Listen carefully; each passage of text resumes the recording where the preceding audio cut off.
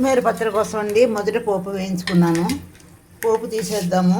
శుభ్రం చేసుకున్న కొత్తిమీర వేయించుకుందాము.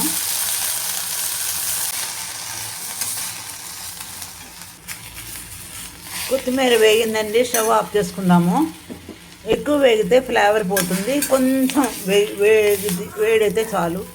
కొత్తిమీర పచ్చడి కోసము కొత్తిమీర ఇలా వేయించేసుకున్నానండి. కొంచెం పండుమిరపకాయ పచ్చడి వేసుకుని కొంచెం ఉప్పు, కొంచెం పసుపు, చిన్న బెల్లం ముక్క అండి. ఈ పచ్చడిలోనండి చిన్న బెల్లం ముక్క వేసామండి అనుకోండి, రుచి చాలా బాగుంటుంది. అలాగేనండి 4 రెమ్మలు చింతపండు రసం ఇలా తీసి పెట్టుకున్నాను.